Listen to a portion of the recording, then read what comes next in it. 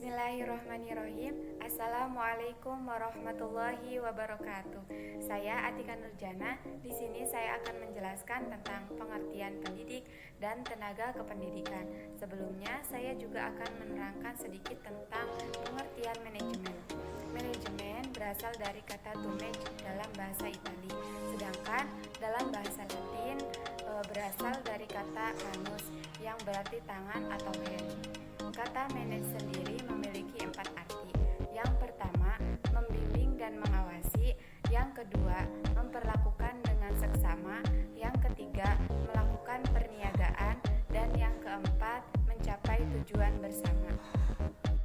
Dari pengertian tersebut dapat disimpulkan bahwa manajemen adalah seni atau keterampilan dalam melakukan, melaksanakan, mengelola, dan mengawasi agar segala aktivitas berjalan dengan baik dan menghasilkan tujuan yang ingin dicapai secara bersama.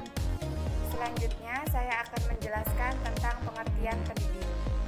Pendidik adalah tenaga kependidikan yang berpartisipasi dalam penyelenggaraan pendidikan yang bertugas khusus sebagai profesi pendidik. Pendidik merupakan tenaga profesional yang bertugas merencanakan, melaksanakan proses pembelajaran, menuai hasil pembelajaran, melakukan pembimbingan dan pelatihan, serta melakukan penelitian dan pengabdian kepada masyarakat, terutama bagi pendidik di perguruan tinggi.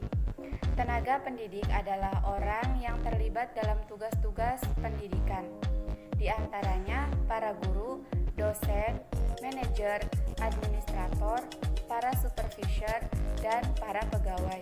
Mereka dibina agar bekerja sama secara lebih baik dengan masyarakat. Selanjutnya, pengertian tenaga kependidikan. Tenaga kependidikan adalah orang-orang yang terlibat dalam lembaga atau organisasi pendidikan yang memiliki wawasan kependidikan dan melakukan kegiatan pelaksanaan pendidikan sesuai dengan Undang-Undang Nomor 20 Tahun 2003 tentang Sistem Pendidikan. Pasal 1 ayat 5 menjelaskan tentang pengertian tenaga kependidikan adalah anggota masyarakat yang mengabdikan diri dan diangkat untuk menunjang penyelenggaraan pendidikan. Secara umum, tenaga kependidikan dibedakan menjadi 4 kategori. Yang pertama, tenaga pendidik terdiri atas pembimbing, penguji, pengajar, dan pelatih. Yang kedua, tenaga fungsional kependidikan terdiri atas pengawas, peneliti di bidang kependidikan, dan pustakawan. Yang ketiga, tenaga teknis kependidikan terdiri atas laboran dan teknisi sumber belajar. Yang keempat, tenaga pengelola satuan pendidikan terdiri atas kepala sekolah, rektor, direktur, dan pimpinan satuan pendidikan di luar sekolah. Demikian materi yang dapat saya sampaikan. Selanjutnya akan disampaikan oleh teman saya yang bernama Arin Iriani Sofi. Kepadanya dipersilahkan.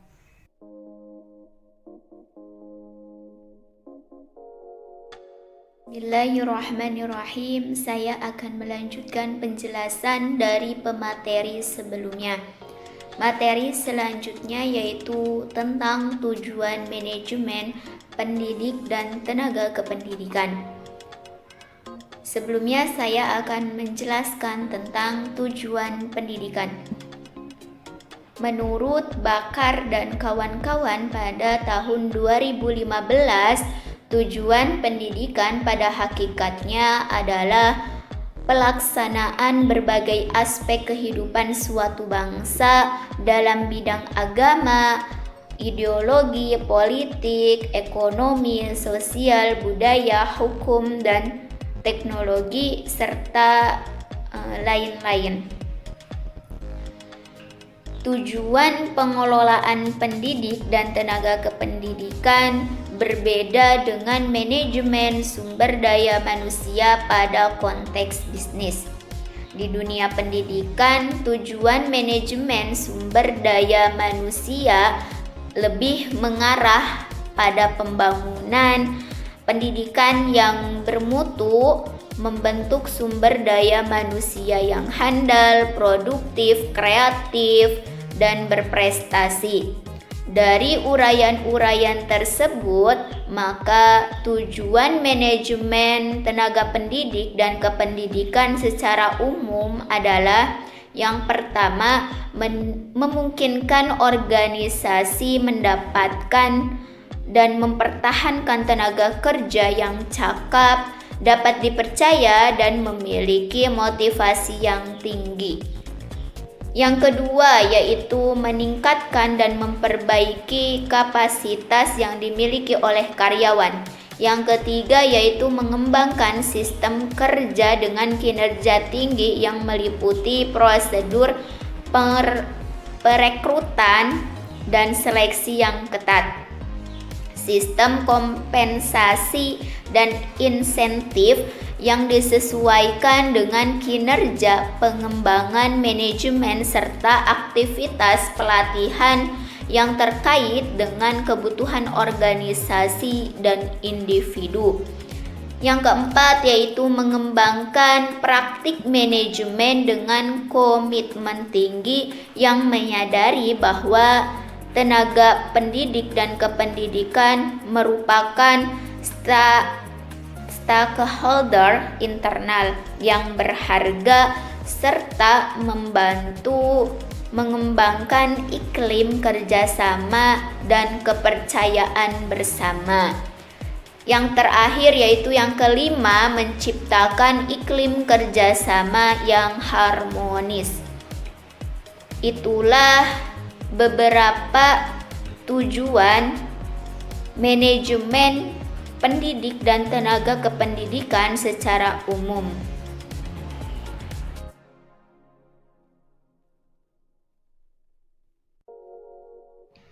Selanjutnya, materi mengenai tugas dan fungsi tenaga pendidik dan kependidikan. Berdasarkan Undang-Undang Sistem Pendidikan Nasional Nomor 20 Tahun 2003 Pasal 39, tugas dan fungsi tenaga pendidik dan kependidikan adalah: yang pertama, pendidik merupakan tenaga profesional yang bertugas merencanakan dan melaksanakan proses pembelajaran, menilai pembelajaran, melakukan pembimbingan dan pelatihan, serta melakukan penelitian dan pengabdian kepada masyarakat, terutama bagi pendidik pada perguruan tinggi. Lalu yang kedua, tenaga kependidikan bertugas melaksanakan administrasi, pengelolaan, pengembangan, pengawasan, dan pelayanan teknis untuk menunjang proses pendidikan pada satuan pendidikan. Selanjutnya yaitu mengenai tentang aktivitas manajemen tenaga pendidik dan kependidikan. Menurut Sabrina Laine dalam Improving Teacher Quality tahun 2010, aktivitas yang bisa dilakukan untuk manajemen tenaga pendidik dan kependidikan antara lain adalah: yang pertama, preparation atau perencanaan, yang kedua, recruitment atau rekrutmen, yang ketiga, hiring atau kinerja, yang keempat, induction atau pengesahan, yang kelima, professional development, pengembangan profesionalitas, yang keenam, compensation and inclusion, kompetensi dan stimulasi, yang ketujuh, working condition, kondisi tempat kerja, dan yang kedelapan yaitu performance management atau pengelolaan pelaksanaan.